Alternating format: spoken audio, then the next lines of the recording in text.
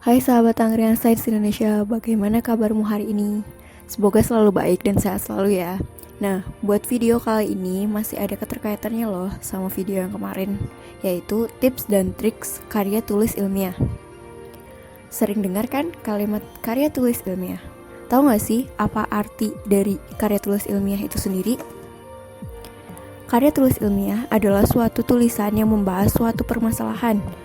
Pembahasan itu dilakukan berdasarkan penyelidikan, pengamatan, pengumpulan data yang diperoleh melalui suatu penelitian. Contoh karya tulis ilmiah.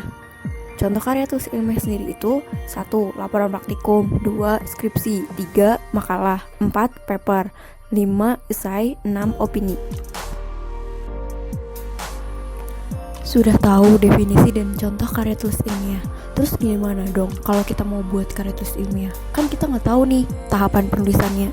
Tenang saja, di sini akan saya jelaskan secara ringkas tentang tahapan penulisan karya tulis ilmiah pada umumnya.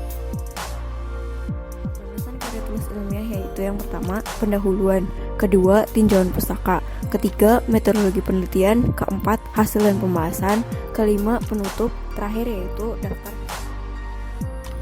Buat kalian yang masih bingung tentang tahapan penulisan, bisa klik link deskripsi di bawah tentang tips pembuatan esai, karena esai itu merupakan salah satu karya tulis ilmiah, di mana di situ akan dijelaskan proses pembuatan esai dari awal sampai akhir.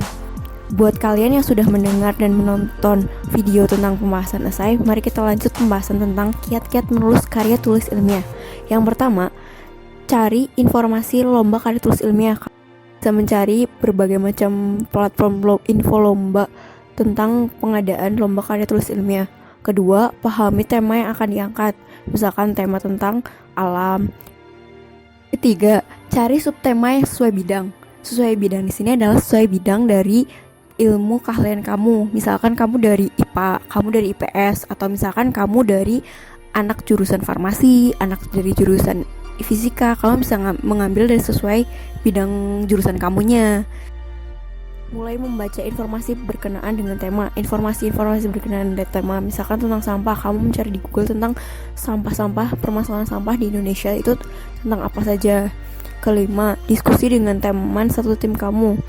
Diskusi ini biasanya dilakukan karena di dalam satu tim biasanya tidak hanya berdasarkan dari satu bidang keilmuan, bisa dari berbagai macam bidang keilmuan, dan di situ kamu bisa membahas dan mencocokkan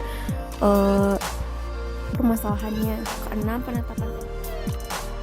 Ketujuh, pembuatan outline. Pembuatan outline di sini tidak akan saya banyak bahas karena kamu bisa klik link di bawah tentang pembuatan esai. Di sana sudah dijelaskan tentang tata cara pembuatan outline yang baik dan benar. Kedelapan, diskusi dengan dosen pembimbing terkait outline yang diangkat. Diskusi ini biasanya berkaitan tentang haluan-haluan apa saja yang akan kamu bahas nanti di proses pembuatan karya tulis ilmiah kamu sendiri. Kesembilan, pembagian tugas menulis. Pembagian tugas menulis ini penting karena ini bisa untuk mempercepat dan meringankan kamu dan tim kamu dalam pembuatan karya tulis ilmiah. Kesepuluh, revisi.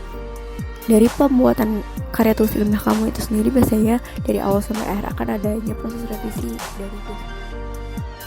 Bagi kamu seorang deadliner atau bagi kamu yang suka menunda deadline, lomba karya tulis ilmiah itu mempunyai deadline tersendiri. Jadi jikalau kamu tidak mematuhi deadline tersebut, alamat kamu tidak akan mengikuti lomba karya tulis. Ada manfaat dari penulisan karya tulis ilmiah itu sendiri. Yang pertama, manfaat karya tulis ilmiah itu menambah prestasi. Jelas, karena setiap kamu mengirimkan lomba karya tulis ilmiah ke dalam lomba, kamu otomatis akan mendapatkan sertifikat peserta, apalagi jika kamu lulus bahkan sampai ke final. Kedua, menerapkan pengetahuan yang dimiliki. Ketiga, menambah sikap kritis. Keempat, haus akan ilmu pengetahuan. Sekian dari pembahasan tentang tips trik karya tulis ilmiah itu sendiri.